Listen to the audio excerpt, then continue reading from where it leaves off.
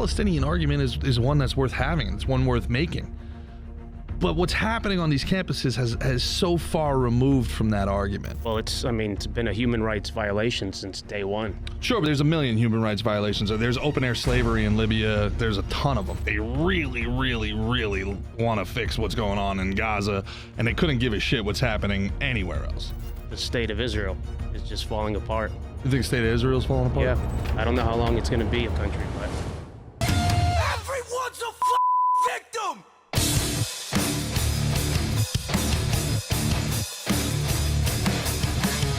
If you guys have learned anything over the last 4 years, it's that corporate medicine sucks. That's why we've teamed with TeleRx.com. That's TeleRx.com, the best telehealth service on the internet. Really, all of them. The dark webs, the light webs, everything in between.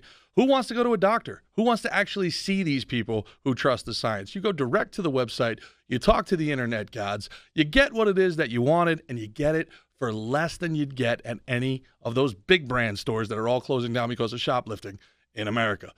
Go to TeleRx, that's TELYRX.com, and use code SNT for 20% off of your first purchase. And not only do you get it for free, well, not free, 20% off, but you don't have to get that condescending look from the pharmacist when you're coming back in for the little red bumskis for the third time this month. TeleRx.com, code SNT. That's snot without the O. Tell them Gerard sent you. What's up, good people? See truth, speak truth. It's your boy Gerard Michaels back with another episode of Gerard versus Evil, and I am joined by two dapper gentlemen. To my right, the great David Sadman, owner, proprietor, comedian of Sandman Comedy Cafe in Boca Raton, Florida. And to my left, Nadeem Awad, another owner, proprietor, comedian of Sadman Comedy Club in Boca. We do some shows there every other Thursday night. You guys should come check them out. But we figured today is the perfect day to have these remarkably funny gentlemen on because David has kids that are college age and Nadeem was a terrorist. So, we have the whole perspective as we need it. No, I'm sorry. I get that. Not a terrorist, in a boy band. I get those two things mixed up. Right at the gate.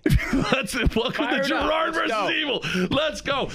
David and Nadeem are two of the funniest guys that you can see down here in Florida. Nadeem, you were in a comedy contest where you came, was it first, second, third? I took second. I was in 4. I was in the top 10, but they won't give me first prize. They're just like, nah, there was something. You were a little off, and they won't give me first. The second funniest man in all of Florida behind the dude who trained the alligator to do backflips. That's right. Quite something. Gonna talk about Carnival cruise lines with you later. And then we got David Sadman. Sadman, tell us about the Sadman Cafe, guys. Chris, let's go to a 3-shot for the discussion, huh? Sadman Comedy Cafe, located in beautiful downtown Boca Raton at Royal Palm Plaza. It's right next door to Fat Cats and the Spanish Tapas restaurant. We got the best talent anywhere that performs there. And on a weekly basis, on weekends, we got great headliners that tour nationally, some real veteran guys. And it's very quaint. It's a New York-style comedy club where you could, be part of the action because you're in this very boutique, intimate setting. Yeah, it's very intimate. It's the way comedy's supposed to be done. Yeah. Nadeem, man, how'd you get into comedy, bro? Ooh, it's a long, dark story, but basically, it always is. I needed another creative outlet, so I did music early on. I talked to you about that the other night, and I'm sure we'll get into that later. But yeah, I just always was interested in comedy. Should I be looking there or here? That's your camera right there. Right there? Yeah, How about that's that? your All guy. right. Sorry, TikTok people. Called me a terrorist 3 seconds in. They're like, he's in Boca. We're going to shut it down right away. That's it. Who's at the door? Who's that? Knock. We're getting swatted for sure, man. But I'm sorry. Look, you grew up in Florida. I did. I grew up in Point So, Beach. I mean, look, you've been putting up with this bullshit for a long time. No, it wasn't really till the media started pushing it. I've been Mexican my whole life. Now I'm a terrorist. What's up with that shit? I've been Mexican my whole life. Damn. That's pretty funny, man. You've been now, but the truth of the matter is, and let's get down to the brass tacks, you were, in fact, in a boy band. I was in a boy band, yeah. How does one find their way into a boy band, and what was Jeffrey Epstein's Island like? Very nice till all the politicians came along. I bet. I got that record deal. You got to dance a little bit. I got to tell you, I'm gonna be real with you guys. I think I would have been on Epstein's island once for sure. I thought it was Weinstein that you worked with. Wasn't Weinstein. No Steens. It was a Rosen. It was a Rosen. We were way off. Did you watch any of that Nickelodeon documentary at all? I didn't. I heard about it though. Well, you were a little bit older. You were what, teenager? I was 15 to 19. Oh wow, so 15. So you were young. Yeah. I was too young for them and the island. You were just barely old enough for Leo DiCaprio. Yes. But also just almost not too old for Leo DiCaprio. Exactly. Yeah. So what are you cringing at, Jossie? Have you never heard any of my material? Like we're just getting warmed up here. How do you think I keep getting kicked off of TikTok? We're still going. It's pretty remarkable what I can talk about on TikTok, and as soon as I bring up the big C, that's it. You're gone. There's none of that. There's no. You know, and that brings me to my next point. I love China. I think it's the best. So there's that. That's the one that takes you down. You don't talk about the. You could say China. You could say that, but you can't see the big the. Yeah, the whole thing. Like that. Can you break it up a little bit? I don't know the co-op video. You could say whatever you want about the Arabs, but nothing about. Yeah, so how does that? So obviously, what's going on? You guys have been following the news. Where I come. Now you're originally from New York, like I am, and I grew up in Jersey. But you've been down here a long time, and you're all jokes aside, you're of Palestinian descent, right? So yep. This is a very crazy time with what's going on with the colleges across the country. For people that don't know, we have an international audience. I'm sure. Australia for the three colleges that you guys have, I'm sure that there are protests going on there as well. All the Heelas and the Sheilas are out there, going crazy. But all across America, there are protests happening on college campuses. I have very strong opinions about them, but before we get into that, I do know, David, you come from that area. We know exactly what Columbia is like. We know exactly what the Upper West Side is like. We know exactly, who's in those areas. And you do have college-age children, right? So, yeah. So you have kids in school. And, I know, Nadeem, you're very passionate about the subject as well. So, David, what first and foremost, what are your thoughts on what's happening in the colleges across the country? Well, I think it's interesting how it's all going on at the same exact time. In very similar fashion. So what concerns me is that there could be involvement from outside organizations. If it's organic and you have students that want to voice their opinion, I think that's the American way. And I think they should be allowed to peacefully protest and speak their mind and voice their concerns. But if there is outside influence from other organizations and there's more to it, then that concerns me.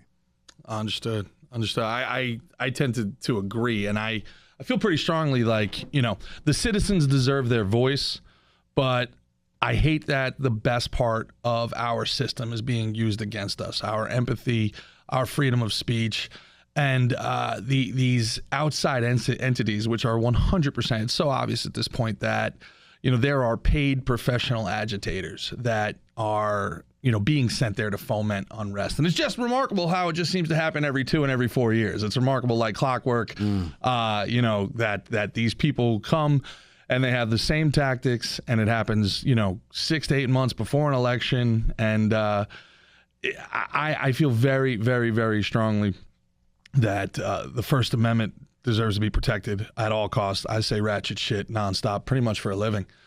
So I'm a First Amendment absolutist, but I also don't think that people should be allowed to, especially international organizations and these NGOs and these non-government organizations, should be allowed to finance, organize, and mobilize professional agitators. Nadeem, what are your thoughts?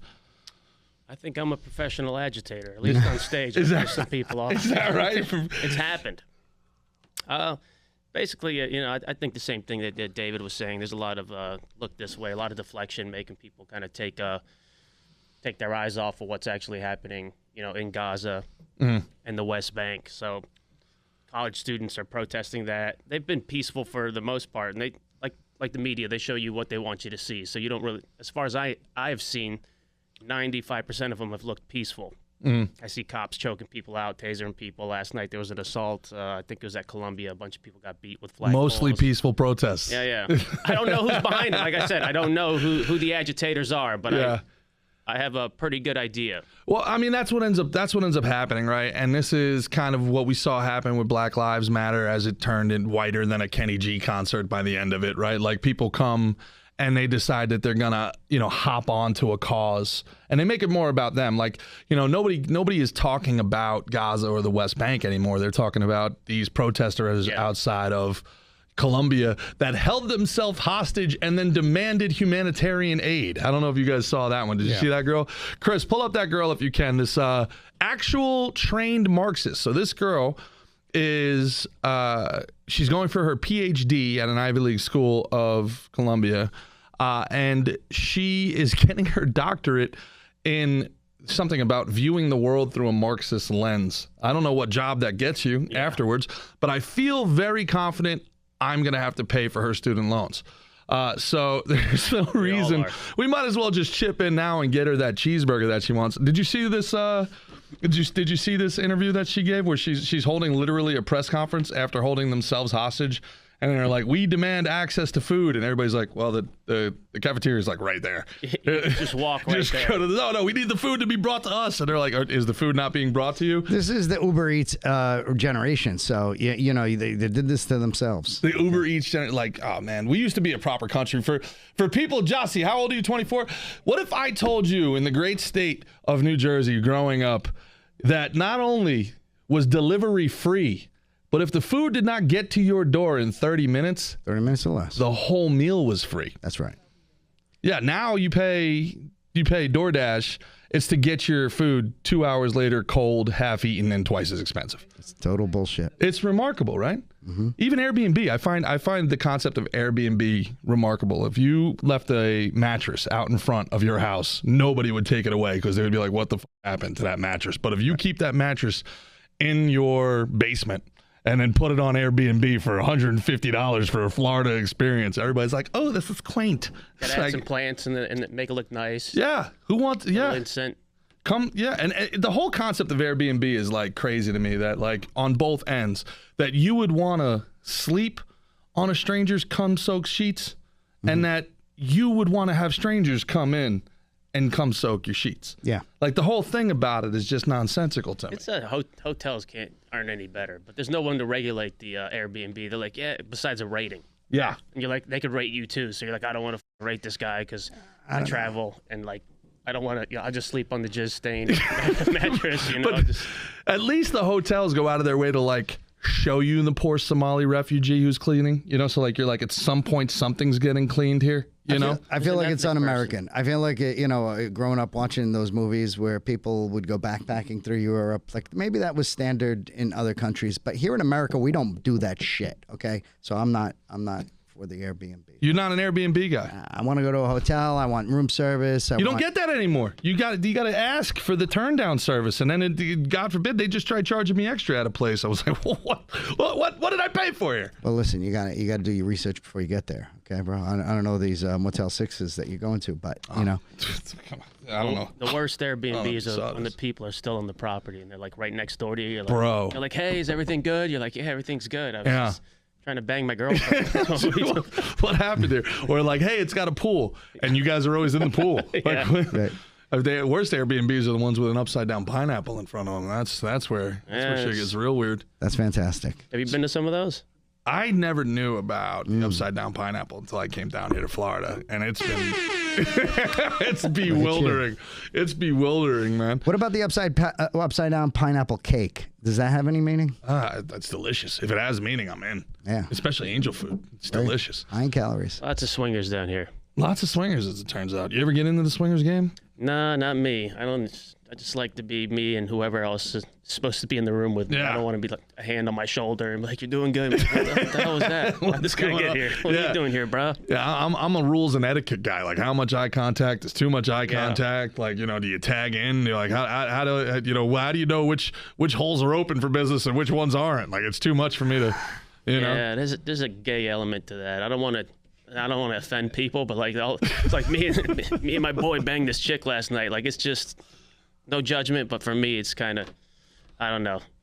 Another dick in the room just doesn't. That's a girl's fantasy. It's not like a dude's thing. Like on my bucket list, like I want to just hang out with one of my boys and bang out this hot chick. I don't know. I never thought of it. But no? Maybe. I think you're too proper. No. I think you're too proper. Too proper? Yeah, he's too proper. No, two girls would be fine. You're into Why does there need guys? to be another guy there? I'm not into two guys. I don't like the way you worded that. What are you, you're trying to trap me into some shit? What I'm saying is, I think that there is a way to accomplish it if both parties, me and the gentleman, could respect the Mason-Dixie line, and everybody stays on their side of the aisle. Speaking of the Mason-Dixie line, let's go ahead and pull up that girl from Colombia. Why should the university be obligated to provide food to people who've taken over a building? Well, first of all, we're saying that they're obligated to provide food to students who pay for a meal plan here. But you mentioned that there was a request that food and water be brought in. I'm not to allow it to be brought in. I mean, well, I guess it's ultimately a question of what kind of community and obligation Columbia feels it has to its students. Do you want students to die of dehydration and starvation or get severely ill, even if they disagree with you? If the answer is no, then you should allow basic, I mean, it's crazy to say because we're on an Ivy League campus, but this is like basic humanitarian aid we're asking for. Like, could people please have a glass of water? But they did put themselves in that very deliberately, in that situation and in that position. So it seems like you're sort of saying, we want to be revolutionaries, we want to take over this building. Now, would you please bring us food, water? Nobody's asking them to bring anything. We're asking them to not violently stop us from bringing in basic humanitarian aid. They're stopping the delivery of food? We are looking for a commitment from them that they will not stop it violently. But they haven't stopped it yet.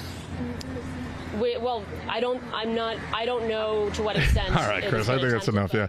So does that, as an American of Palestinian descent, do you think she's getting you closer or further away from the goal? I think she's representing with the kafaya, but I think somebody else should have been speaking on that matter. Somebody at least with camping experience. It's like, hey, we're going to be here for at least a couple weeks. We could bring a couple cases of water, maybe some MREs. Like, if you're just showing up and like day 2, you're tapping out. Like, that's just like, what that's it. I can't take it anymore. Seeing her talk about like basic humanitarian aid. Have you guys ever watched the Walking Dead? Yeah. Where Negan, where the girl, I forget her name, the girl's like going to Negan like, we need more food. We're starving here, and he goes, you. Starving. You're a big girl. You're starving. You're starving. Yeah, she was like, oh, if we don't get water, we'll literally die. Just walk out of the building. No, but then we won't be able to hold ourselves hostage. We're getting like so much attention, you guys. Yeah, dude. It's very hard for me to take any of it seriously. So much so that if I didn't think Republicans were the dumbest human beings on earth, I would think they were the ones paying these protesters, because it's the first thing in 8 years that makes these people look like idiots. But there's just no way these morons are smart enough to actually think ahead and do that. Yeah. When you look at this, David, yep. How much have you spent, do you think, on your children's education? Okay. You mean since elementary school, sure. kindergarten? Sure. How much do you think you've spent on your kids' education? Okay, let's go with $500,000 each kid by the time I'm done. Ooh. How many kids? 5.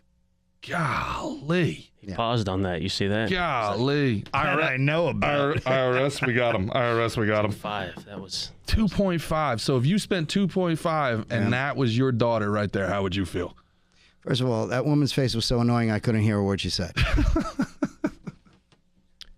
She was just, right? Did she like have a face that says, I'm fucking annoying, please, everyone ignore me? Not even her face. I get they're protesting. I get, her Palestinian. Hair. But Was it her hair? The subject matter. She's talking about starving. Her posture. And humanitarian aid. That girl has nothing but time on her hands because no one's going to bang her. I swear to God, this is the type of person you get at these things. You never see hot chicks there. They're too busy getting, courted around. So, look, this is a social event for these fucking people sometimes, all right? And clearly that woman is not Palestinian, and she's not of the Middle Eastern descent. So I don't know what she's doing there, but she needs to have a purpose, and this is why she's there. And it's not a good representation, and this could be the press's way of, the media's way of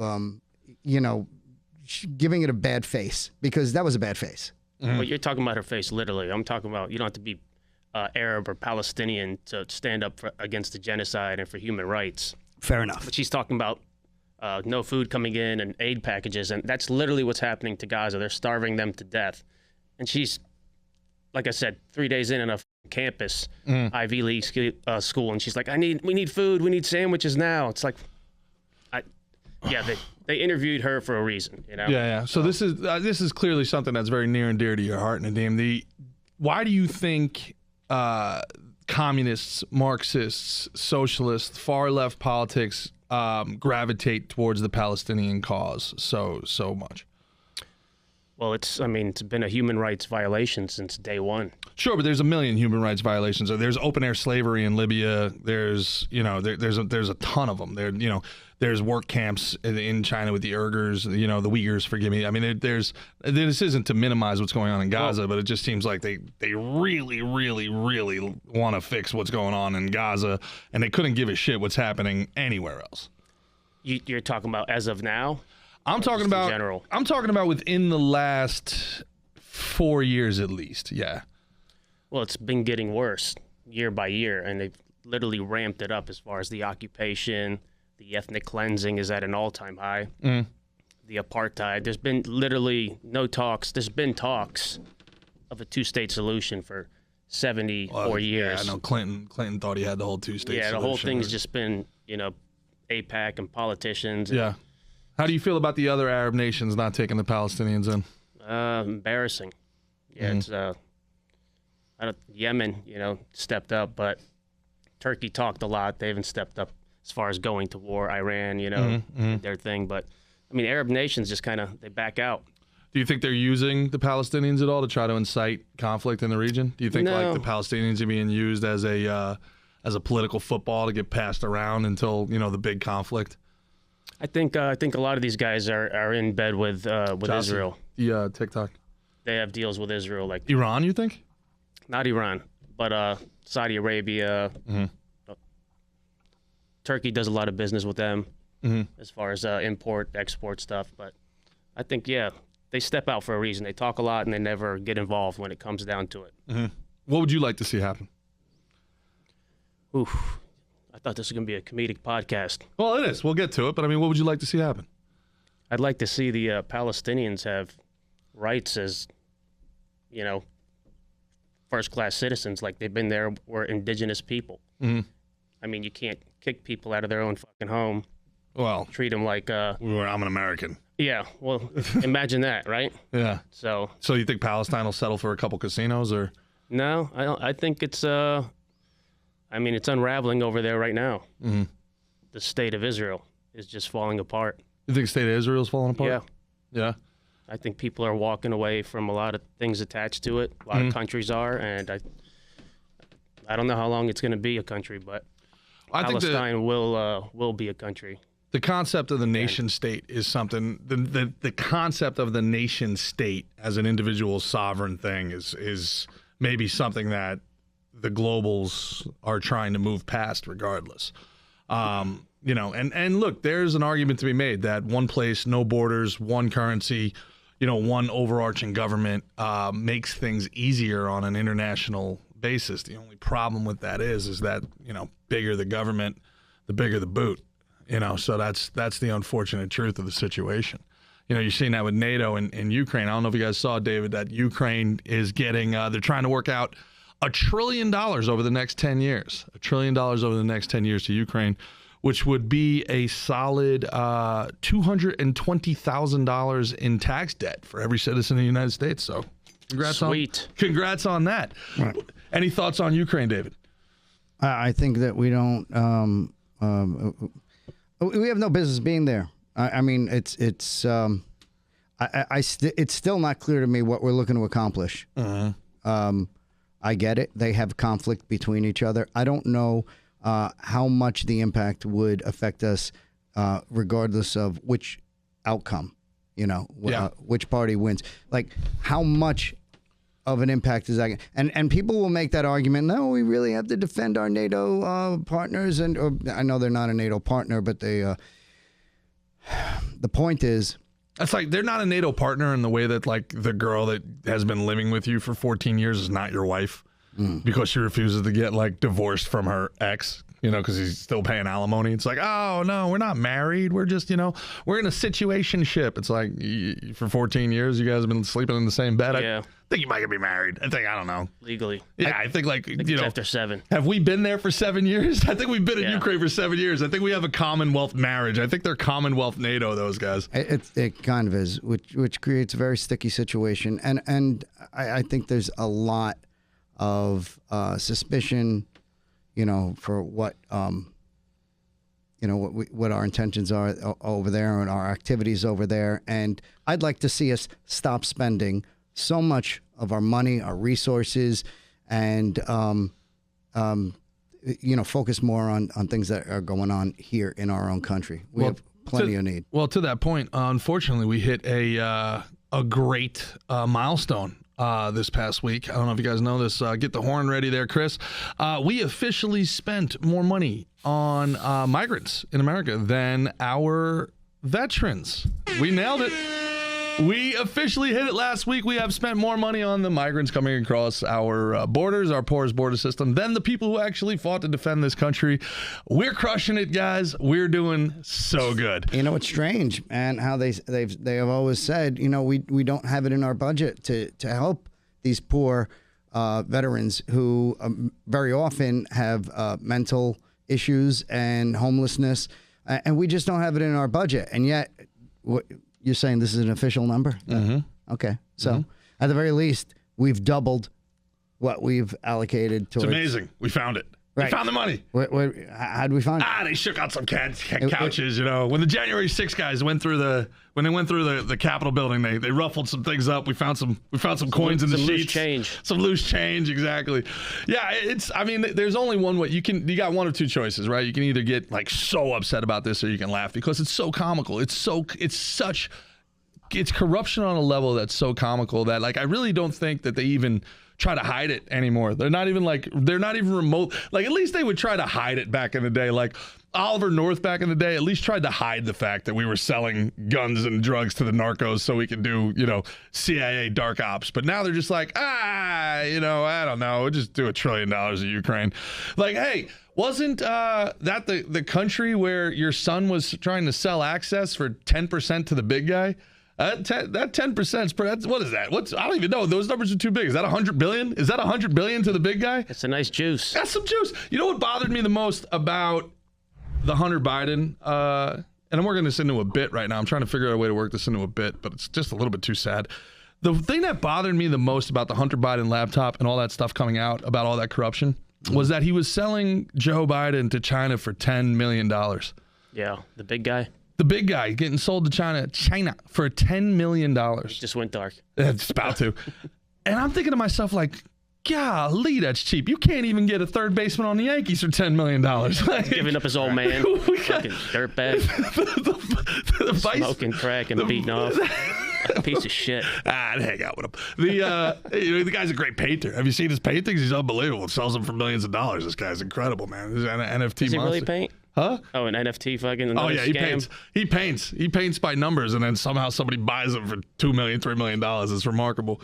But $10 million, that's nothing. That's like one commercial for LeBron, isn't it? $10 million. That's how you know you smoke rocks. Like, I could get a lot more, but this sounds. I could send. I need the money now. I need the money tomorrow. I got to pay some people off. You need some Ukraine. You need some uranium from Ukraine. I got it. Just based on that, you know, what a shitty negotiator. Like, should he really be in charge? No. Like, you know, it's almost like the Clinton thing when Clinton got caught with Lewinsky. It's like, I'm not mad you got caught. I'm mad who you got caught with. Come on, bro. You're the president of the United States. Yeah, man. Come on. You can do better than that. Yeah. Like, you know, at the time, if Cindy Crawford was in that Oval Office, like, you know, we would have had to act like, nah, Bill, what are you doing, man? Run the country. But under the table, we'd be like, dude. Like even your wife. My dude. Right? Even your wife would be like, well, I understand. I mean, come on. You know, those opportunities don't come along. You know, you'll only be president for. If it was Yasmin Bleeth that he was getting accused, do you think he would have Do you think he would have denied it? You think if it was like Carmen Electra or Pam Anderson, he would have been like, I did not have sex with that woman? No, I think the approach would have been completely different. It would have been like, did it. Totally did it. No, I think it would have been 100%. like, you got me. Well, can you blame me? I mean, yeah. And then they were like, all right, you know what? Let's just, clean up a highway and you'll be. Come on. It was after hours. Everybody, we were off the clock. Come on. You know what? The sanctity of the Oval Office. What? This is the place where you press buttons to kill people 2,000 miles from here. Like a little coochie is like the least of the problem that we have in this office. Those guys all fucking do that shit. Someone wanted him to get caught. Well, that's the theory on like how politics in America got so bad and so dirty, is that they broke the unwritten rule with that. The hush hush. Yeah, it was like, you do your dirt, I do our dirt. But we were like, it was like same team, bro. Same team, because it was Republicans, it was Democrats, but it was same team. And then after that, it was like gloves are off. It was like, okay, that's how you want to do this shit? Dick Cheney, you want to get back in office that bad? Okay. All right, okay. It was the other dude that couldn't get the blowjob. She walked out and he's like, I'm going to drop a dime on this motherfucker. Yeah, it's going down. It was the fat friend, right? Can you imagine? So it was the fat friend. It was a guy jealous of Monica Lewinsky brought the American empire down. Can you imagine? There's a lot of haters out there, bro. Jesus. It was like, okay, I love you, Monica. I can't believe you did this to me. I bought you that dress. Our audience on TikTok that's 26 and under has no idea what we're talking. So there was a president named Bill Clinton. You guys Google it. So we just Google cigar Oval Office. Yeah, that'll get it done. Yeah, man. So the concept, if you guys don't know, Gerard versus evil, is we talk about. Does that make us the evil? No, you're with. You guys are. It doesn't say Gerard and friends. We're canceling this episode, by the way. Oh, are we canceled? I'm already getting. Am I getting death threats on TikTok? What's happening over here? What's his scary ass over here? Mother-fathers. He starts it up like this, little comedy, then takes me down. Then I got to build myself back up. That's what we do. We talk about the hard things in a fun way. What would you like to talk about, Nadeem? You want to talk about something? I don't know. I'm sweating now. I'm overheating. Usually I'm freezing. I think circulation's all fucked up. Why are you wearing? I'm always cold, bro. My whole closet looks like it's flannels and hoodies. Is low iron. Well, you were a checked vegan. it. It's fine. Something else. Well, you were a vegan too at one point. What do you think? That fucked me up. Did it? I just tried so hard for like a year to gain weight. It was a nightmare. Yeah. I don't know what that's like at all. You got to eat 78 times a day. Is that not what everybody does anyway? Lettuce and nuts. Have I been doing it wrong? No. Lentils. You got to get that protein. Got to eat steak. Got it. Are you a carnivore now? Or are you the other way? Yeah, I'm back. Thank you. Christian's a vegan. Chris, shout out to vegans, man. He almost died. Chris is yoked up. I didn't feel good. I was I'm back dating now and eating meat, so I'm a man again. What's up? I'm ready. Yeah, dude. The wild shit that happened over the weekend too. These are the news articles that everybody knows about. What people don't know about is that last week the government voted to give the NSA control of the internet. I don't know if you guys saw that. The president now has the right to deem any website, any social media site, any social media account that is interacting with a foreign entity a threat to democracy and shut them down. So everything Edward Snowden said about the Pfizer courts, everything that the NSA, the CIA, the FBI. Now, I don't know if most people know this, but the NSA and the CIA do not have any domestic jurisdiction. If a CIA agent comes up to you and goes, Nadeem, we need to talk, and you can be like, well, go fuck yourself. You have zero domestic. They're a hammer for us to use on the rest of the world, which in and of itself I have an issue with. But now because of the new, what did they call it? Internet safety bill, whatever the hell they called it, some nonsensical Orwellian bill name. The NSA and the FBI, they can do one step away surveillance, meaning you go into this is not even a joke. This is how insane it is. You go into a Starbucks, all right, and sometime later that day, somebody who is a suspected foreign asset goes into that same Starbucks. They now have the legal jurisdiction to warrantlessly phone tap, wiretap, and surveil you. as a listed potential foreign asset. Person of interest. Person of interest. It sucks, man. I love this country to death, but this is not the country I grew up in, and I tried to. I think so much comedy has turned into just nostalgia bombs because I think we all feel it. Like, the country I grew up in was fucking awesome. This place was incredible. And this is just not the same place. And we're living through, part of it is revenge of the nerds. The wrong people have control right now, where they're very spiteful, they're very revengeful. Like you said, these are people that, they didn't get invited to the party, so now they gotta shut it all down. Campus is shut down. Campus is shut down. We're protesting, yeah, because you weren't invited to the kegger. Let's be honest. Right. True. Like, if you were out there, if you were getting invited to the sorority mixers, you probably wouldn't be so quick to be like, maybe we should keep it open a little bit. I don't, maybe on the weekends, maybe. Very true. People don't forget. That's the dude that becomes a cop that got picked on in fucking high school and all that, and then he's just like, "You're like, Mark's a cop." Like, they gave Mark a gun. He's like, the guy's fucking out of his mind. What the fuck, Mark, the kid who used to capture the lizards? Yeah, the lipstick. The guy. The movie. Yeah, The kid who used to pee his pants. Yeah, shit, it's crazy. Yeah.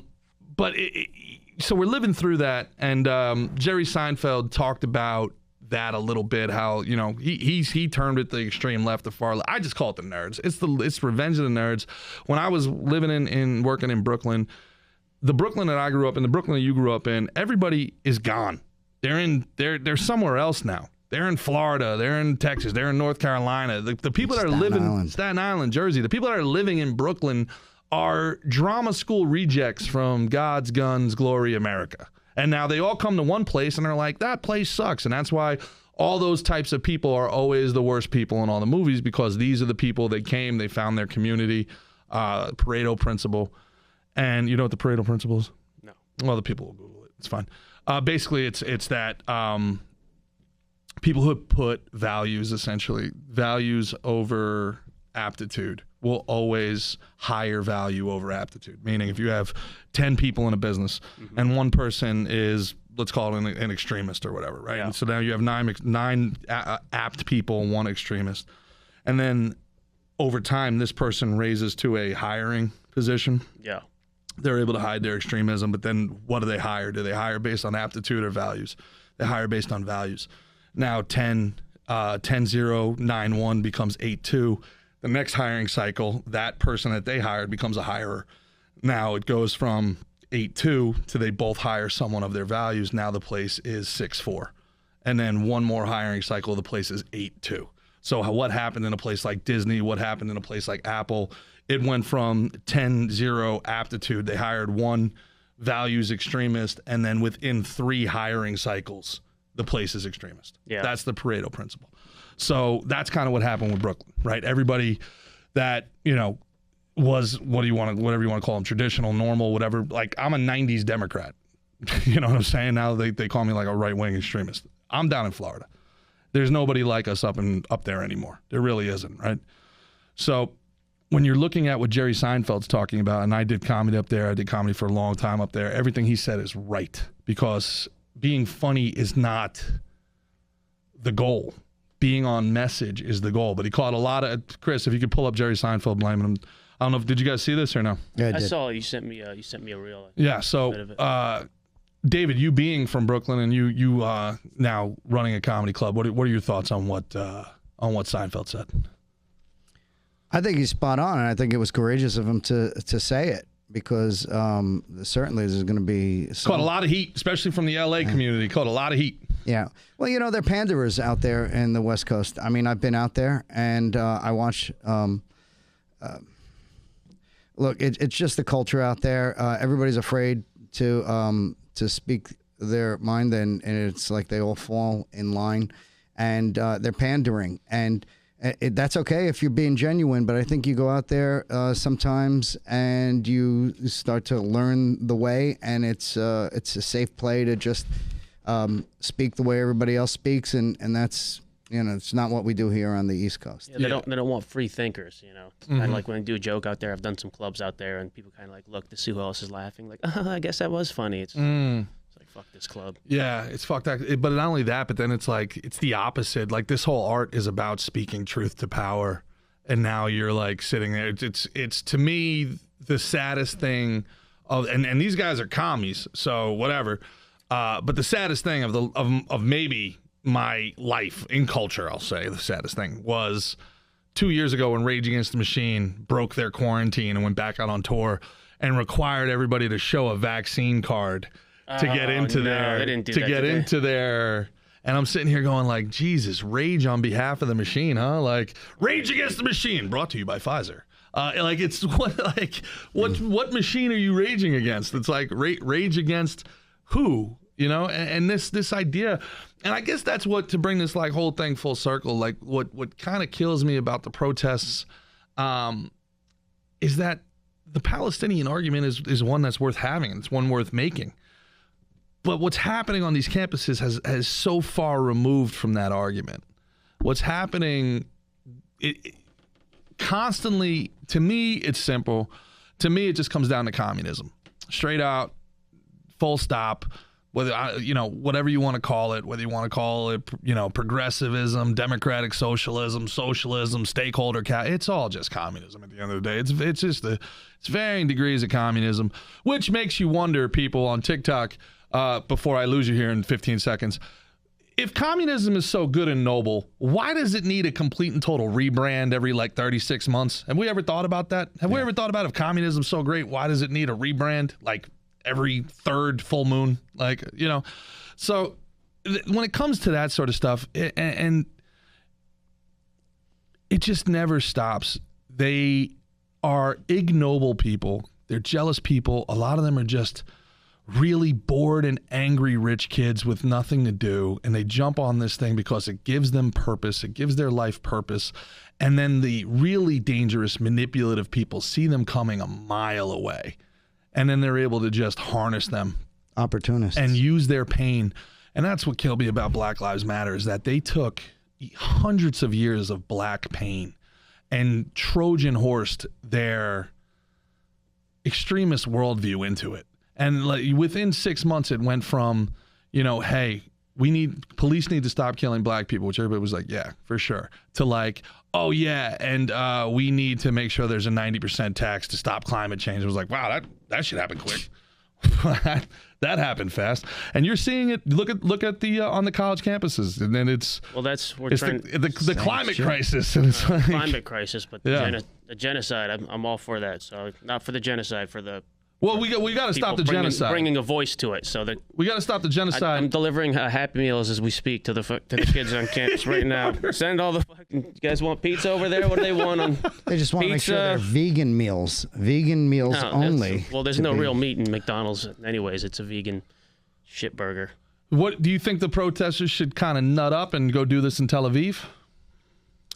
No, you can't do anything that you want to do in Tel Aviv because nobody holds anyone accountable. You can get shot in the face in Tel Aviv, and they go like, "Oh, there's a Hamas terrorist." You're like, "No, that was a 2-year-old." You think they're gonna shoot an American in Tel Aviv? I doubt that. They have, bro. They shot an American visiting from Tampa, I think, a year and a half ago. Kid killed him.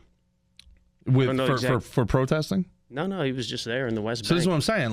If these kids they shot the journalist. Less than 2 years ago. If these kids really, really wanted to make real change. Yeah, but why would you go there to do it? It's getting enough attention here. I wouldn't go over there to where they already violated international laws and every fucking which way you could think of, and go there and hold up a fucking cardboard sign. I tell you, I'd have a ton of respect for them if they did it there instead of doing it in Brooklyn, where everybody already agrees with them. Yeah. Well, this just a land of no.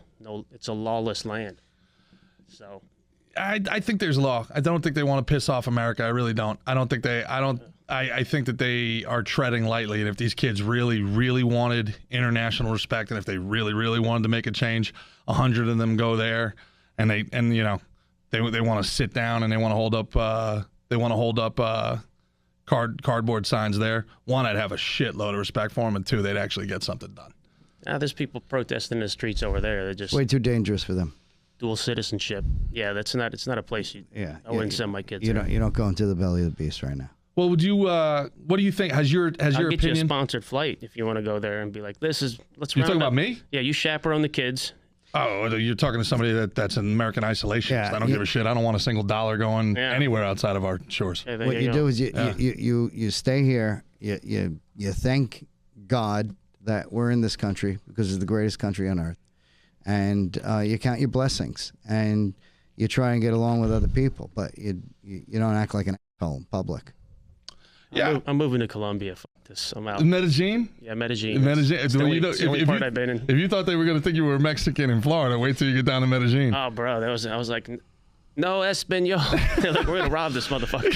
Oh, shit. Nah, you probably look American as hell to them down there. Everybody down there is 5'5". They were looking at me and Mickey when we were down there like we were zoo animals. You've been there, right? Oh, yeah, I love it there. That's my exit strategy, too. Yeah. Cartagena, probably. I'm out. See you later. See ya. Yeah, you guys have it. The dollar is strong. The food there was unbelievable. I couldn't get over how good the food was, man. Could not get over it. But when we have Jerry Seinfeld pulled up. Yes, sir. Let's pull him on up.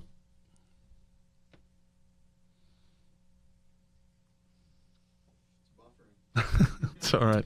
We're just gonna go to the editor anyway. Editor, cut all this. All right, let's buffer.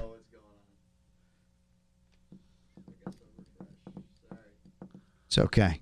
Affects comedy. People.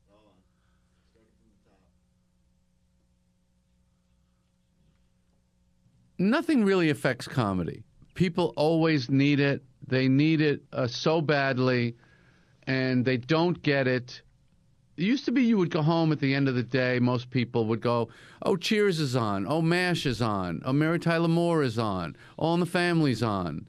You just expected there'll be some funny stuff we can watch on TV tonight. Well, guess what? Where is it? This is the result of the extreme left and PC crap and people worrying so much about offending other people. Mm-hmm. When you write a script and it goes into 4 or 5 different hands, committees, groups, here's our thought about this joke, well, that's the end of your comedy. They move the gates, like in skiing. Yeah. Culture, the gates are moving. Your job is to be agile and clever enough that wherever they put the gates, I'm going to make the gate.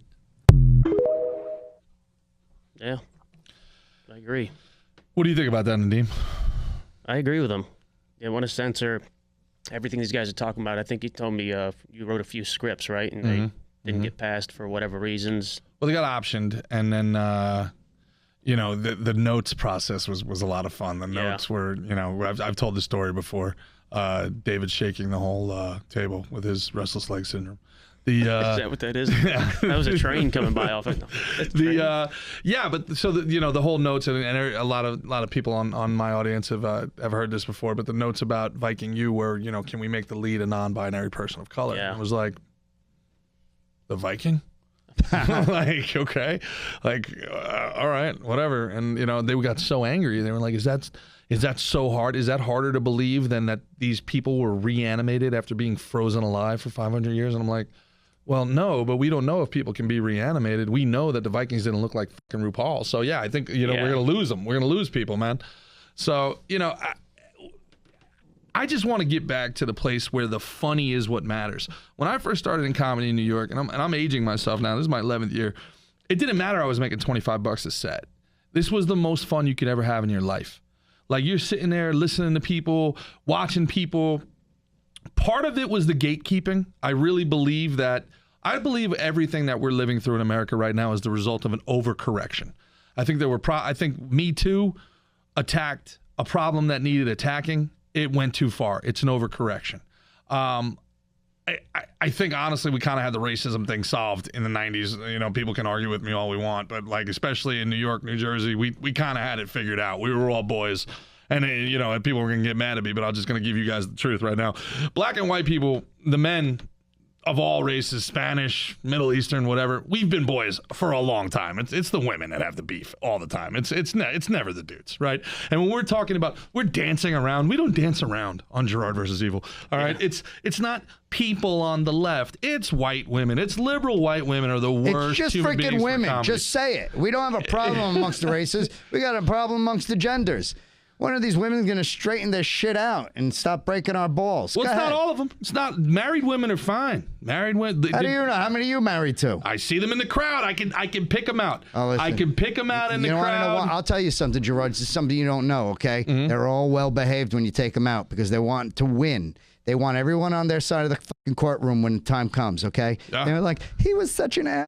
You saw it for yourself. You have no idea what's going on behind closed doors. You know how I know you're right? Because we talked about some of the most controversial topics we could possibly talk about to lead the show off, and I am more nervous about this topic than any getting us completely canceled. You should be, because you're out of your fucking depth now, okay? You're a single guy. You have been a single guy, and I'm well-versed in this shit. 27 years in the game, pal. 28 on May 5th. Cinco de Mayo, I'm 28 years married. 28 years married. That's wow. right, To the same woman, or? Yeah, one woman. What's the fucking problem? Huh? No, I'm just wondering. I didn't break that up into segments. Which part of the sand are you from? One of the 15 wife parts of the sand, or one of the one wife parts of the sand? What do you mean, wwife of the sand? What's a white guy asking you about the sand? He's referring to what Arab? Oh yeah. Are you asking me about, like, I'm Lebanese. I have been my whole life too. Jesus Christ. Boy. He's trying to break it down. Look at the Irish He's guy. asking politely. Which part? Are we close to the water? Because I think close to the water is one wife sand, and then the further east we get, I think you can get like 5 or 6 or 7. I don't know. Oh, what do you mean? Like which Arab nations have multiple wives? Yeah, I'm on. The Sauds can have as many as they want, right? yeah. Like the Kingdom of Saud, you get. I grew up in Boynton Beach. We're gonna clear a lot of this shit. All right, what the fuck's going on in this place tonight? First of all, I didn't bring notes. I didn't bring. I'm just like Tell me everything about Islam ever. Go. Chop this up nice. All right. Make sure you just. Oh, we lost the file. First of all, I want to answer Send your you a question. Zelle. I want to answer your question clearly. Okay. Guys just ambush. I grew up having a nice day. You okay? I was. Brooklyn, New York. I grew up. Okay, and from what I understand, in the Middle East, it's a matter of how many can you afford. Oh, really? Yeah. You know, there's something to that because we did Canceled Weekly with Candace, and she gave us a clip about this dude. I think it was in India, and he was in very rural India, and he had something like 35 wives. Rich man. He's very elderly dude, and his youngest wife is like 21 or something like that. And Fantastic. And he asks, he asks the guy. I think he's an interviewer at the BBC. Yes, through an interpreter. He's like, "How many wives do you have?" He's like, "Oh, I only have one." And the guy literally goes like, Like, just starts dying. This guy's gay. Exactly. It's totally gay. That's kind of one wife. Yeah, I think he said something like "your poor father" or something like that to the guy. Like, wah, wah. See if you can pull that out, Chris. This dude, I think it was I've an seen Indian that, dude. by the way. Have you seen that? Yeah. He's just He's got the laughing. funny He laugh. snickers at him. He snickers. Oh, He does. He's like, Yeah, he's like, stay at it, kid. Things will get better for you. yeah. You know, the idea of the women, though, the real problem is like it's just like anything else. It's not always. There's just that one girl who, for whatever reason, my theory on it is that, especially if they've grown up some sort of upper middle class wealthy, if they've been attractive their whole life, they've gotten everything they've ever wanted ever in their life. And now this generation, they've never had to deal with any sort of input that they themselves choose. Like when we were growing up, I'm a little bit older, man. Like, not that David, obviously, probably just a little bit older than you. Like the 6 CD changer just became a thing. Yeah. Like you had to put on the radio and it was PLJ or it was K-Rock or it was 104.3, and you didn't get to choose what song you were listening to by what artist. You kind of had to go with the flow. You could change the channels a little bit, but it was like, and if there was like 3 or 4 and it was just all commercials, like, what's going on today, right? And you get a little bit upset, but you had to go with the flow. There was no DVR. TiVo became a thing after a while, but you had put on the TV and whatever was on, you had to watch it. So we kind of grew up in an environment. Are you saying these women are entitled? What I'm saying is that these people, this younger generation especially, has grown up in an environment where they never get any sort of input that they themselves curated. If you watch somebody now try to watch TV, they don't just hit anything random. They go to a show that they like, that they've seen 14 times, to a season that they've watched 15 times, to an episode that they've watched 30 times, turn it on, and then they go on their phone to listen to TikTok. That's how they curate. And what does TikTok do? The algorithm finds exactly what they like, and it just feeds them a constant feedback loop of agree with you. Why would you want to watch reruns? So now they get into the real world, and especially in our world, right? Mm-hmm. They don't get to choose what we talk about. Right. So they see it as like this massive offense that we haven't like asked their permission. We haven't accommodated them. We have not even thought about accommodating them. And then beyond that, well, then since everything's about me at all times, right, and since I always get what I want, maybe he just made a mistake without asking. So we talking about? I'm gonna speak out. Is this a generational thing, or is this an attractive young female thing? I think it's a combination of the two. I think. Well, then that's very toxic, and let's get away from toxic masculinity. That's the most toxic human being walking the earth. Okay, an entitled, attractive young female who's never been told no. And I got news for you. Once they hit 40, they hit that wall, and sometimes earlier. Oh God. It's a horrible world for a woman who grows up absolutely gorgeous and then hits the wall, because then they start to live like me, like you, like us, like a dude. And when a woman lives like a dude, all of a sudden you hear women who reach a certain age say things like, the world is changing. People aren't nice anymore. Nothing happened, honey. It's the same world as it was yesterday. It's just you lost that shine on the penny, you know, where you're just not, they're not opening the doors for you, they're not buying drinks for you, they're not giggling at you, even though you say something incorrectly. It's a horrible situation, but you know what? Men are goofy. We're dodos. And when you see an attractive woman, we will do literally anything. We're a dumb animal, right? So we'll do anything to impress that attractive woman. And when they are not physically attractive at that level anymore, and they're not receiving all that attention, it's like that woman is going to go through shock for a while and really blame society, but that's just nature. And I'm not saying that it's right, right? But it's just nature. Don't let me stop you. 28 years you've been married, huh? Don't let me stop you. Don't let me keep preach on, brother. Don't let me stop you. It's the truth, but it's the truth. And you know what? And here's what I'm saying.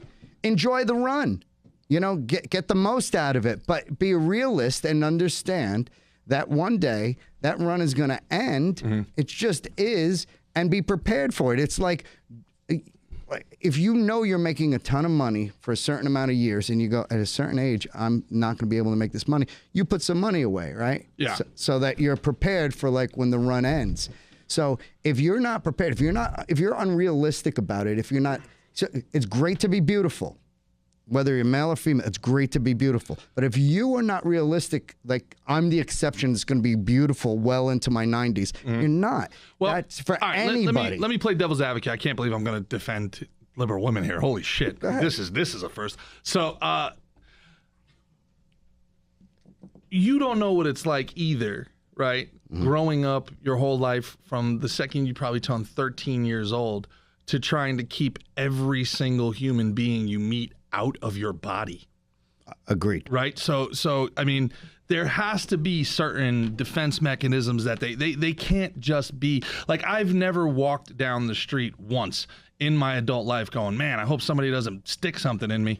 Like that's boy band. Well, what's it like? Sir, get your hand. Help somebody. I was a skinny guy too. Like, at least lube me up. Sound like it's just a woman. Just let me go. You're hurting me. Somebody help. How bad do you want that contract, son? Yeah, dude. So look, they on a certain level, they're you do have it takes more for them to open up. They have to have these defense mechanisms. They have to be more selective. They can't be as open and free as the average everyday man is. Okay, right? fair enough. Right. So, but you get alcohol involved. Look, the fact of the matter is the crossover between the type of people that would talk and heckle and get offended at a comedy club and the type of people who would spend their weekend protesting, it's like one big circle. It's like the Venn diagram is like one circle. There's right? a crossover, you're saying, on the profile. Yeah, this is an attention thing, and it's a curation thing. I really believe it's a curation thing. It's very like it's almost, for some of these girls, you can see it. You can like see the tension in their hands. Like, oh, I had to prove to my friends that I'm okay, so I'm going to come to the show. And it's almost like they feel like they're going skydiving or something. It's like, bro, you're going to get through it. These may be words that you didn't choose to hear. Some of these words, I know this is hard to believe, you may not even agree with, but I promise you, you're going to be okay. I promise you, you're going to make it through. Once the big man gets off the stage and everything calms down, you're going to get some beautiful, bright line humor. And you know, you're going to be in there and you're going to be able to be like, wow, I like this. I've been on the bright line. And you know, on the bright line. and on the inside of it, it's safe anyway. It's way safer on the inside. Are you concerned at all? Now, to give people who haven't seen our show, and definitely, guys, if you guys are still here an hour into this, you're definitely our audience. Come to the Sadman Comedy Club. You're going to love it. We do a show every other Thursday. I hate to interrupt your flow, but before we run out of time, I want to give you this. It's a little gift. It's from all of us at the Sadman Cafe. Look at this. It's always plugging. It's always plugging. Look at this. That's not going to fit. Enough for, yeah. Hold it up. Hold it up. It's a wristband for you, brother. I don't know. Maybe I should try vegan. I should go vegan. I gave you a goal. Yeah. You gave me a goal. Hilarious. That's hilarious. Thank you very much, guys. I appreciate it. Thank you. And two very, very funny dudes, man. Now, but from a comedy perspective, I like the free flow a little bit. I like crowd work. Nadeem, you're a little bit more of a writer. You're a right guy. Do you take the audience into account when you're writing, or do you just kind of write your truth? Like, what's your process for the people out there? Talk to them for what? Yeah. For my trauma? I mean, like my self-deprecation ride. I'm going to put them on for 30, 40 minutes. Yeah. I just storytelling and bits and personal experience. So I don't really I can't really involve the crowd. Yeah. I'm not comfortable talking to the crowd like you are either. You know, I've tried it a couple times, and when it goes in and out, I'm like, oh, we're done, sir. Thank you. Want to hear about the train? Like, because you're genuinely a nice guy. I don't give it. If something funny doesn't happen, I have such arrogance. I assume it's them, not me. Well, clearly you're the idiot here. Yeah. They see me sweat, and I just tap out. I'm like, let's talk about something else, everybody. What about you, Dave? When you're putting the sets together, what do you try to do with the sets? Is there any rhyme or reason behind when you're putting the people up in the orders that you put them up in? Oh, you mean the lineup? Yeah, the show? The lineup. Yep. Yeah, it's important to make sure that there's harmony on any given night. You know, with the comics that we have placed in the lineup, and then the placement in position is very important. Obviously, I always start when I'm choosing a lineup for a specific show. I start with the headliner and I work backwards. Interesting. Yeah, I want it because he's the star of the show. It's his show, right? The rest of us are fluffers. Or her show. How dare you? Okay, fine. You want to do that? We'll do that. Okay. It's their show. Okay, so I say openers, not fluffers. Yeah, features. I don't know. It was my mic a minute ago. Just saying. I say we're fluffers, getting it's a everybody. safe environment.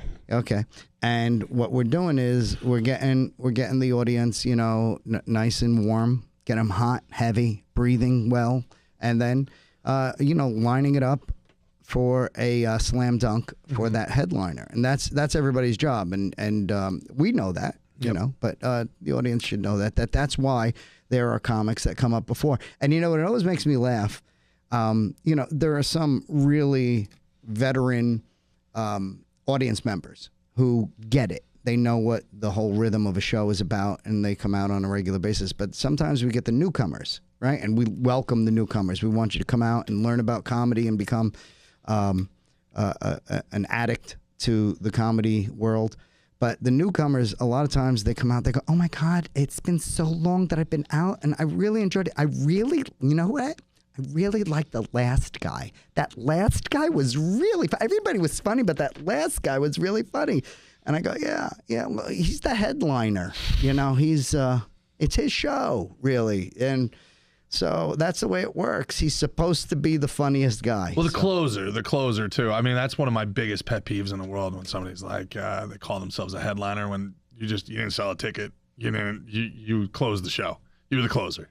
Like when you see like now I'm gonna everybody in the comedy community is gonna be pissed off at me, but this is the truth. When they see like they post their flyer and it's like it says headliner underneath, it's like, dog, if you gotta tell people you're the headliner, I gotta tell you something. You ain't a headliner, dude. Like you think underneath Andrew Schultz, it's like playing the Hard Rock tonight. Andrew Schultz, headliner. That's not. Well, everybody knows. Well, everybody gets it. In fairness, not everybody's got the Andrew Schultz notoriety. However, we know the guy closing out is technically the headliner. Now you get into the business aspect. You're calling in the closer. Look, and there's some. That's just my personal pet peeve. That's a bringing it back to, the New York, New Jersey thing where like within. It started out as the most fun you could ever have, and then, Trump just broke these people's brains, man. 2015, one was even after he got elected. It was when he was running for office. And now he's a headliner. Everything changed. That dude sells tickets, and I got to tell you, he's funny as hell. I don't care what you think of his politics. That son of a bitch is funny. Man, I did not miss a speech when he was in office because it was like, get the popcorn. He was hysterical. Every time, and he's hysterical again. Fairness to Uncle Joe, I don't miss a speech either because he's funny for a whole different reason, man. He's funny by accident. Did you guys see that he read the teleprompter? Yeah. Again? Pause. Long pause. Ron Burgundy all the way. Yeah. Ron Burgundy did it, bro. I'm Ron Burgundy. Oh, man, I'm just sitting shitting his pants, fucking up words. I'm just sitting here going, like, can you imagine what it's like when you get the intel reports, you're Vladimir Putin, and you're like, America's ramping up. They're giving $1 trillion to Ukraine, sir. We're in trouble. And he's like, oh, man, let's go see what Biden has to say. And he looks at Biden and is like, I think we're going to be okay. Yeah. Chocolate ice cream. Like, what the fuck? Do you think Russia is like... You see him? He has the ice cream. Like he's not stopping with the goddamn ice cream. I think they're like, America likes it. Keep doing the ice cream. He's like... Did you see the thing? Pull up Drew Barry Mamala. Ice cream. Drew Barry Mamala. Got to get Sadman's reaction to this. This is going to be great. Oh, she's a clown. This is great. I don't even know who that is. And we got to get out of here soon. Don't think you're getting out of here without the boy band story. Let's go. First of all, how, who, what, where, when, why? Can you sing? Talk to me, baby. Not anymore. I got too much grit. The whiskey's taken over the years. So I'll learn guitar and just sing sad songs for the next 20 years, however long I got left. You've turned into you've gone from Justin Timberlake to what's it called from the Lady Gaga movie? Oh man, I love that movie. I cried during that movie. Yeah, that's why I didn't go see it. I cried. I cried. Huh? That's weird. Listen, is it weird? I thought it was brilliant. I think the crying. Listen, I think it's the What's the movie, Joss? What's the movie I'm talking about? Lady Gaga, Bradley Cooper. Oh yeah, A Star Is Born. Yeah, Star Is Born. You didn't cry at the end of that? No, I did not. I was very annoyed. You were very annoyed? Yeah, I was like, honey, my wife was like, we have to see that movie. And the Lady Gaga, it's so talented. He said that too. She's very talented. She's talented, but she's wait, are we trying to say Lady Gaga is not talented? No, I'm saying she's very talented, but it's not my genre. So one song and I'm out. It's like, you know what? There's a lot of talented people. I'm going to use the air quotes. There's a lot of talented people, but I'm not a fan of the genre. And after a while, it's like a nail in my head. So I just great song. Yeah, I know. Well, okay, there you go. It's all subjective. It's a lot of great songs. She's legitimately you guys, great. Okay, well, this is where you guys go to Ramrods together. Here's the thing, though. I think it's wonderful that he was in a boy band, and now he's here with us today with that big scraggly beard, which is showing more grays, by the way. And he's got the hoodie and all that whole look. Because what it says to so many people out there, and I want you to hear this clearly, gay is a temporary state of mind, and it is curable, okay? Nadeem is living proof. Look at this guy. Yeah, the barricades of women trying to get my signature because I had a perm and peach fuzz mustache. Yeah. Please don't be a hater. I know right now people are writing on all the social media, on GerardMichaels.com, whatever. But you know what? Here's the thing. What I'm saying is, if you choose to be gay, that's great. But obviously, Nadeem chose not to be. Yeah. And he broke from the shackles of the gay world, and he's here with us Chris, now. Chris Jossie, this is just what every guy in 1988 was like. This is a normal guy from Reagan's America. What's the big deal? That's just him. He's like, oh, you see that guy over there who gets all the chicks? Yeah, he's gay. Yeah. We all act like. Well, he was in a boy band. Come on, pop R&B let's group. go through. You ready? You ready for this? Okay, Ricky, what's his name from Menudo? Martin. Ricky Martin. Don't act like you don't know. Now he's trying to throw off. He's like, oh, let's go through all the gay guys. I know them all.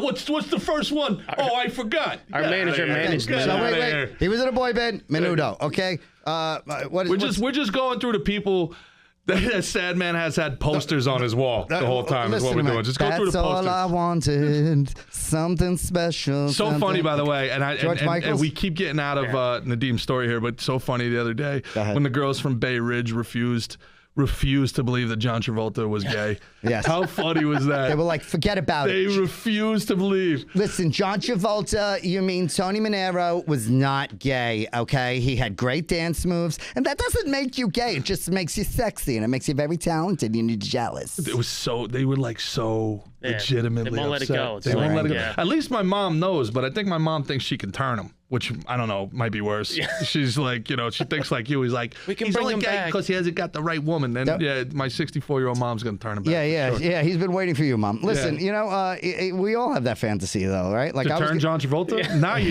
is snitching All on right. himself. Yeah, it's, now he is snitching on himself. I'm saying I got Hey! Thank you. Shook it on, as they say in my family. Listen, I was going to say, though, but, when I was a young man, I was going to write a book, Lesbian No More, but it kind of backfired. I think I turned some women into lesbians, actually. It was rough in the 80s.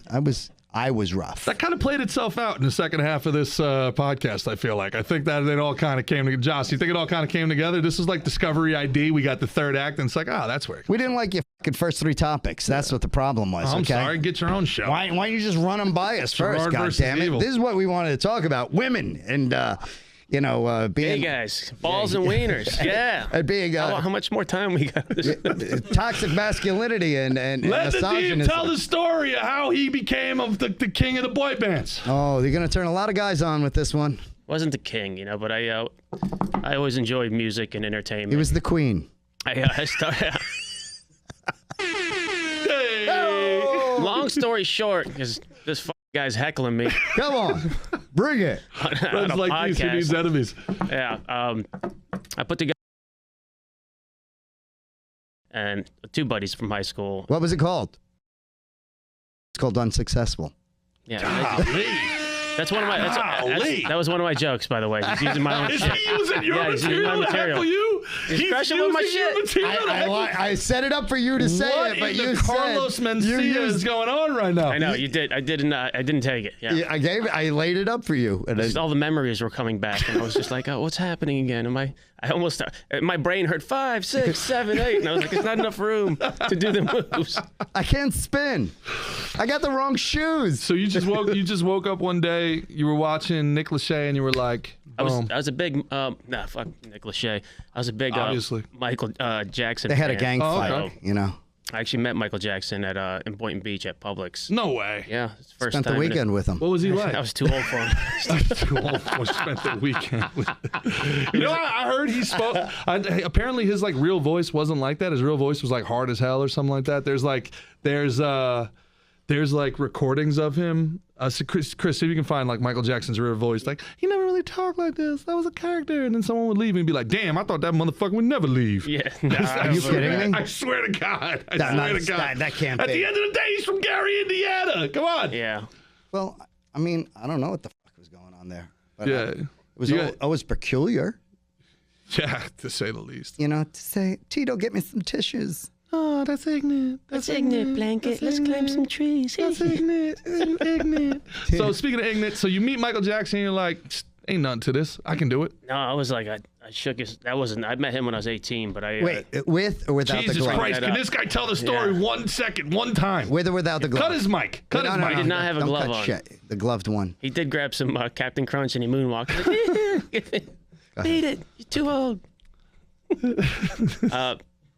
We signed a record deal when we were 17. Mm-hmm. It's funny, as I was a pretty quiet kid in high school. I failed chorus my freshman year because they wanted me to stand up in front of the class and sing. I was like, nah, not me, brah. And they just bailed me out. Then I signed a record deal junior year. I was like, suck it to the chorus teacher. What up? This class sucks. There's no harmonies. And then I ended up getting kicked out of that group. I was having some issues with some buddies in the group. Got too big for your britches? No, we were young kids. We were all just going, not me. I want to do different stuff, but We're all friends now. Long story short, they went to Germany. I stayed local, did music, and then. Oh shit! Were you Pete Best? You can turn his mic back on because he knows who Pete Best is. I'm on the goddamn mic. They never turn. They're with me now. It was a fun time, a lot of good experiences, and now I do comedy. So I feel like you yada the best part. What was that? Me getting kicked out? No, like so. What was the boy band life at like 15, 16? How did you break it to your parents? It was good, you were in boy band. Oh, my parents, my old man was like, dude, have fun, So they supported me, but my mother didn't like that. I was like, I'm not going to college. I'm going to go dance. I would have thought that was the other way around. No, my mother was like, what are you stupid? Like, she's like, what do you mean? She didn't get it, Of course, yeah. I'm not going to go to college. I'm going to go dance. Yeah, who wouldn't get it? Yeah, my dad was like working restaurants, and he was like, go have fun, figure it out. Work sucks. Yeah, go have fun. Enjoy. But all right, Gerard, you broke the exclusive on the thing. Was it worth it? You shut my mic down? Yeah, I'm trying to figure it out. I was trying to spice up the story because I've heard it before. Jesus Christ. It's See, this is what I'm talking about. This guy lives in such a small world of like, it's his wife, his kids, and it's like everybody knows the story. There's 5,000 people watching that don't know the story. Can he tell the story? Listen to me. They're down to like 3,300 because that story kind of blew. Everybody wants to know about the boy bands. My mom never supported me. I just want to sing. What was the groupie situation like? Let's get down to brass tacks. Yeah, I didn't. I've been to a mall in America before. Yeah, he was.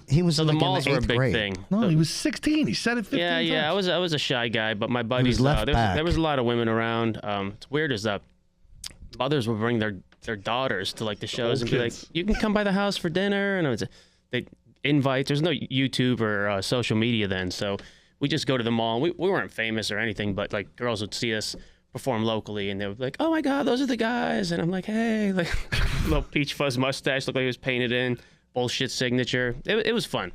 That's cool, man. They took a picture in the crosswalk, except they got hit by a car, like the Beatles. Got it. Like the what was it? The White Album? Was it the White Album? No, Abbey Road. Obviously, it was Abbey Road. I think it was Abbey. He's gonna cut his mic again. This fucking guy's unbelievable. And how'd you get into comedy, Dave?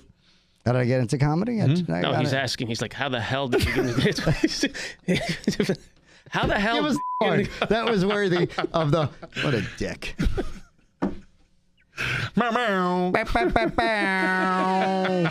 There you go. Thank you. A little bit late. Get that trigger finger going, bro. All right, just keep it there.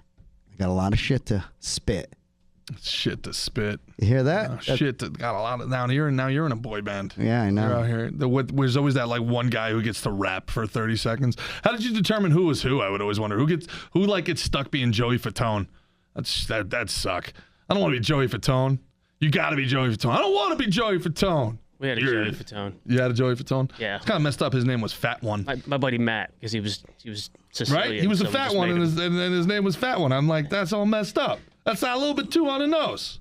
And then the other kid, Kevin or whatever, he was 45 years old. How you gonna have a boy band with a guy who's got an AARP card? It don't make it. But say what you want. I know all the lyrics to all the songs. Like all the people who talk shit about Nickelback. Somehow everybody, when the song comes on, they sing along. Something rhythmic. I don't know, man. Well, anyway. Yep. Is there any story we didn't cover for Gerard versus Evil for the people? Is there one that we missed or something like that? I don't know. Oh, crypto f***ing crashing. Are you guys crypto guys? No, I don't believe in it. All right, cool. Well, we'll see you guys next. David wants to tell you how he got into comedy. Yes, go ahead. How he got started. He's waiting. His hands are up now. And I want his own.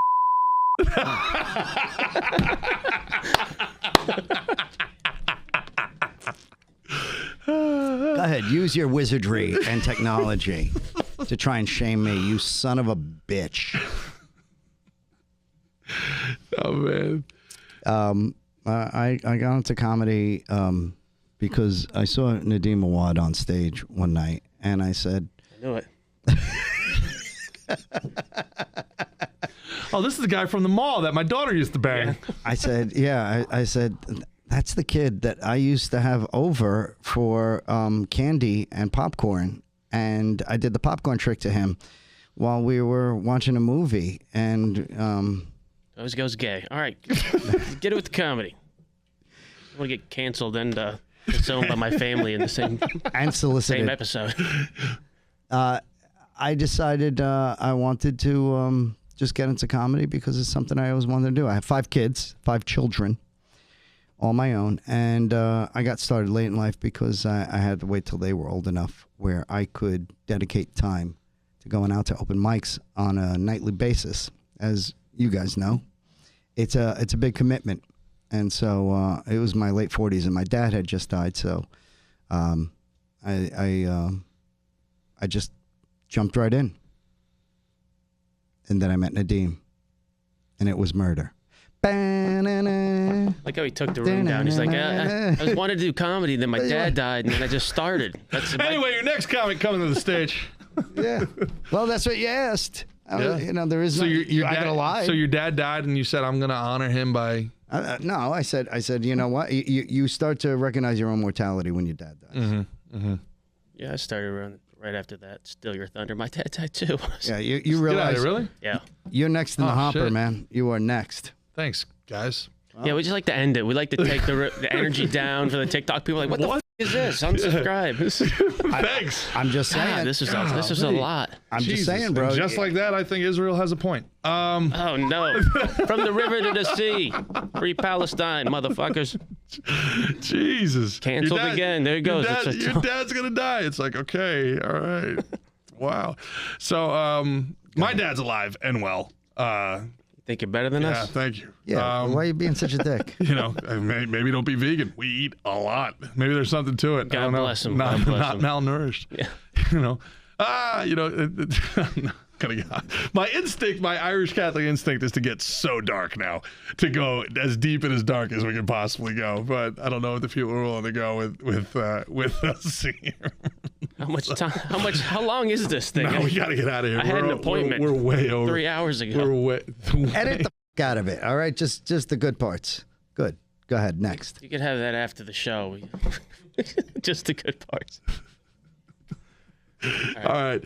Tell them where they can find you guys. Why would you tell anybody where they could find you, Nadeem? All right, Dave, you want to plug the club? I'm at the Sadman Comedy Cafe on a regular. You can find me there.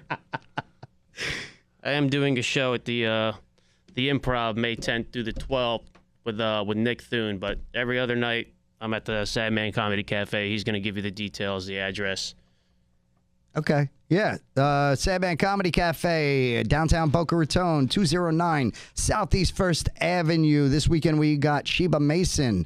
She is Jackie Mason. Jackie Mason's daughter. Yeah, and we're going to have her for Friday and Saturday night. And the following weekend we have Don Gavin, the godfather of Boston comedy. So please come out. Tickets are always on Eventbrite. We always got great comics on the weekends. You could always find us there.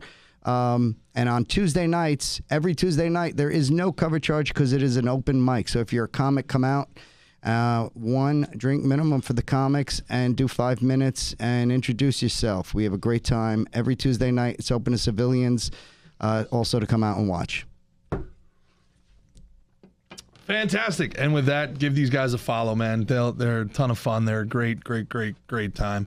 Thank you guys both for coming on Gerard vs. Evil. Love you both, man. Thank you, Appreciate bro. you guys. We love you. And we will see you guys next time. For Christian, for Jossie, for Matt in the back. Thanks, guys. We love y'all. See truth, speak truth. Peace. Ciao.